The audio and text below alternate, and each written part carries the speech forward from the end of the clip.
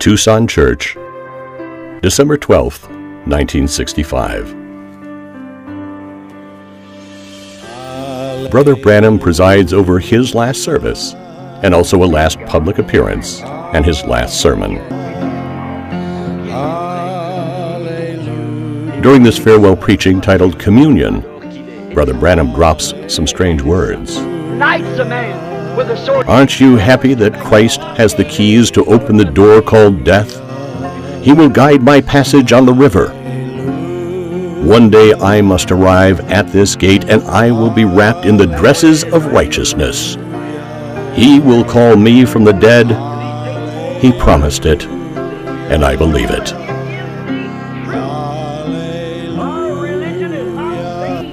The congregation only understood the meaning of this sentence a week later.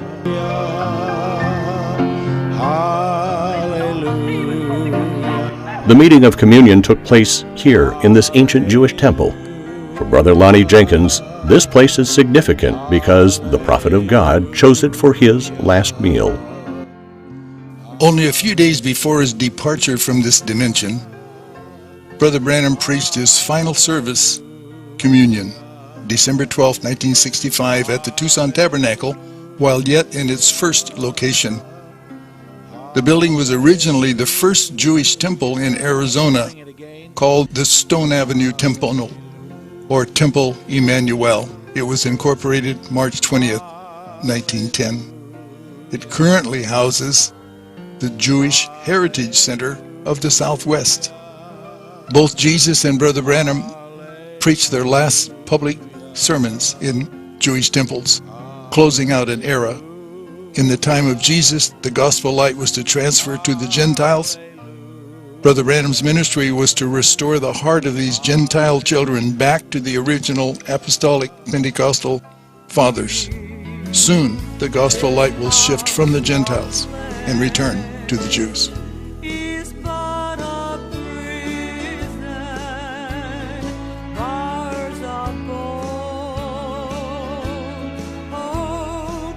This brother here also gives us his testimony concerning this last service of farewell. One of the next services that Brother Branham had here was just before Brother Branham left Tucson to go back to Jeffersonville with his family. In that particular service, there were so many people that they had a communion service. And Brother Branham had communion here a couple of days before he left on December the 18th, 1965. We know that that night Brother Branham left here. The accident occurred in Texas, and then on December the 24th, Brother Branham passed away. I'm sorry. That lady so much.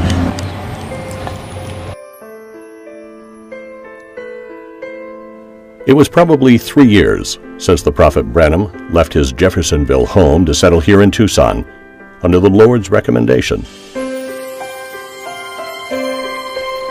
It's Peary Green, the head of this church where William Branham preached his last sermon. Is that I found the building without Brother Branham telling me. Now, he said that the other brothers, the reason they wouldn't start one is because they would find a building and they'd come and say, Brother Branham, is this where we're supposed to be? Well, he had told the pastors in this city he wouldn't start a church. That's the reason on the tapes from Shreveport, he says, I didn't start the church in Tucson. Brother Green did. Brother Branham had to do that to keep his word to the pastors in his city. But you see, if you want to be negative about it, you can say, well, Brother Green said that, Brother Branham said that wasn't his church. He didn't start that church. It's just according to your mental attitude about it. But I took it because Brother Branham told me I followed the leadership of the Holy Ghost. And I'm going to tell you this, anytime you do what the Spirit of God tells you to do, there's going to be opposition to it.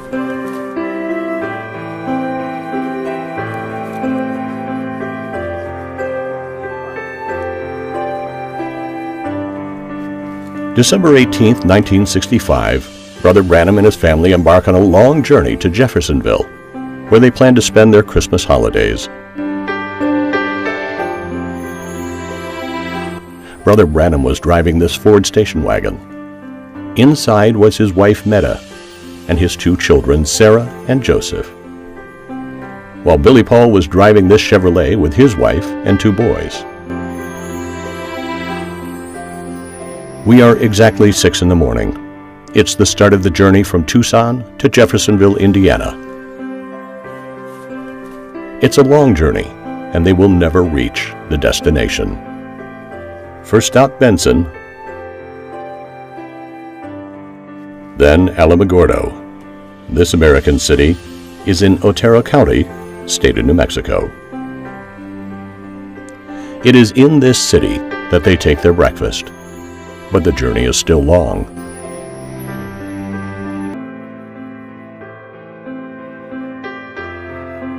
Before dark, they reached Clovis, still in the state of New Mexico.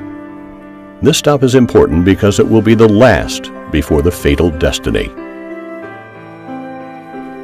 While the whole family is at the dinner table at the small restaurant in Clovis, Brother Branham remains in the car before finally deciding to join the family at the last minute, and this time he will take just a small, very light dish, and it will be Brother Branham's last meal. Upon leaving the restaurant, Brother Branham orders his youngest son, Joseph, to ride in Billy Paul's car. William Branham and his family leave Clovis and resume their journey.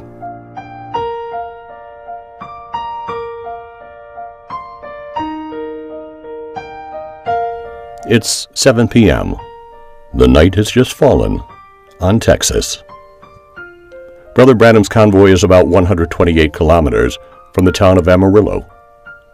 Billy Paul's car is ahead and Brother Branham's behind, when suddenly Billy spotted a car with just one headlight on, giving the impression of a motorcycle coming against him. He barely dodges him and suddenly hears a big crash.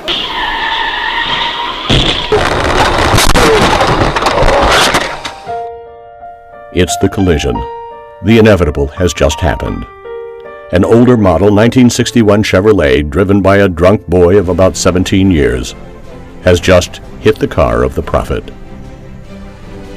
The accident is serious. Brother Branham finds himself between life and death, his head passing through the windshield, his left arm and elbow stuck in the door, and his leg wrapped around the axis of the steering wheel.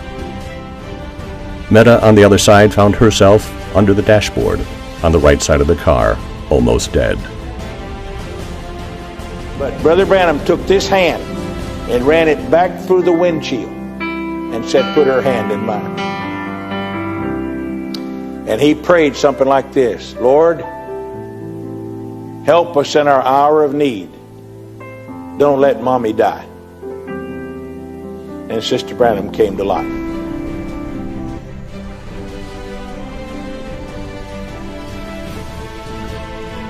Meanwhile, Joseph, who was locked in the car, shouted loudly, and Brother Branham, in the midst of distress, lifted his head. While in heaven, a sign occurred, signaling that an important event just happened in the world. The ambulance evacuates the other casualties on the scene, but Brother Branham, on the other hand, remains embedded in his vehicle. It took 45 minutes to clear William Branham from the scrap.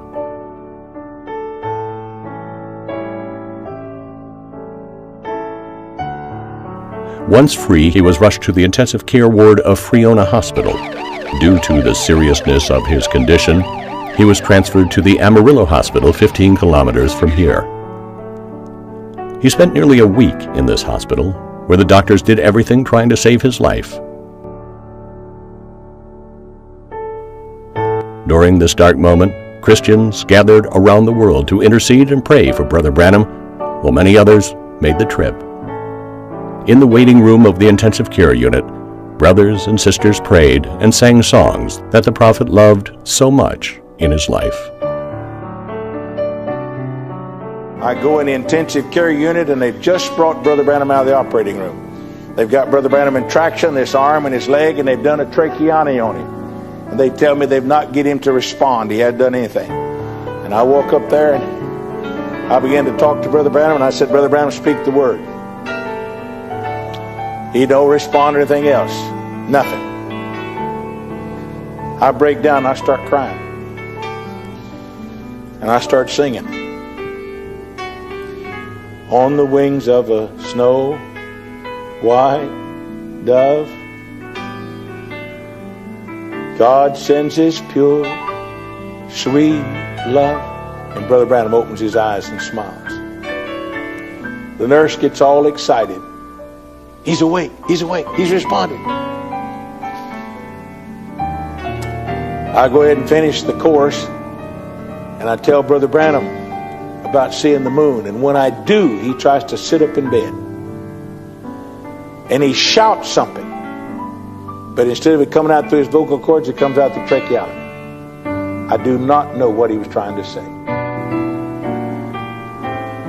That was the last utterance that Brother Branham made, as far as I know.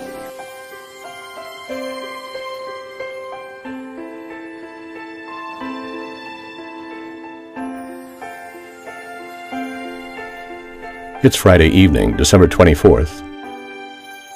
The moment is sad. A radiologist doctor is looking to see Billy Paul, and while he was coming with Brother Green, they saw through the window that the nurses had pulled the curtains from Brother Branham's bed.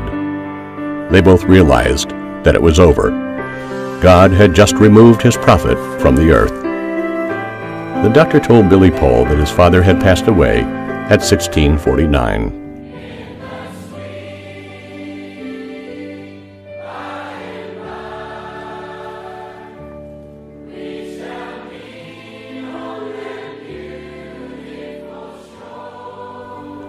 It was Peary Green who brought the sad news to the brothers gathered outside. The sun had just set on the western sky, and an extraordinary sign was visible to the naked eye. The evening star, the moon, and the sun shone almost in the same way. The three heavenly bodies were so close to each other. He was born under a sign, and he died under a sign.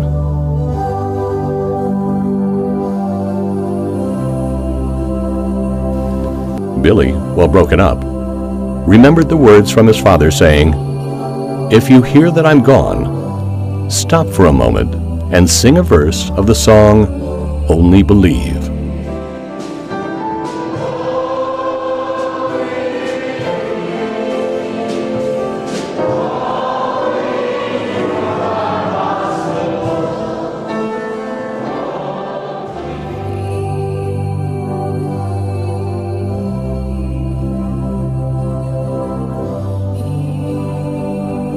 Thoughts and memories passed through the minds.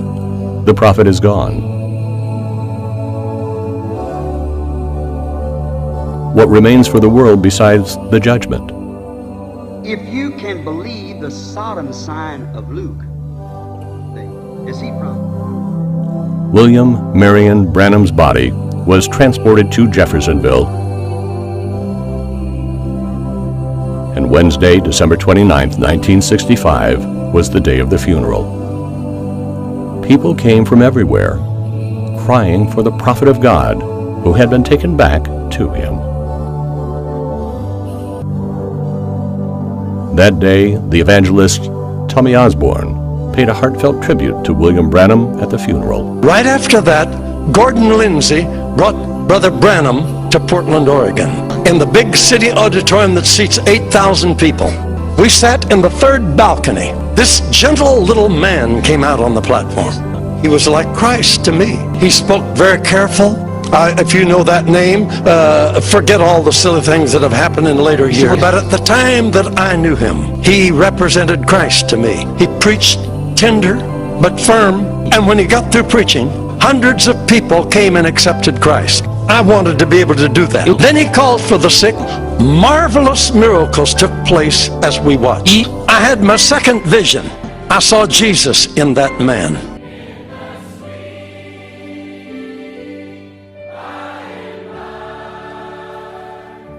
Brother Branham's body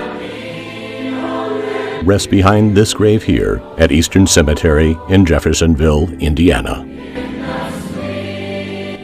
Believers from all over the world come by dozens every year to visit his tomb where great supernatural signs continue to be seen to this day.